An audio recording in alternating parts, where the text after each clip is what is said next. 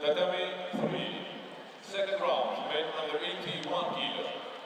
In white judogi, representing Portugal, André Embutiza.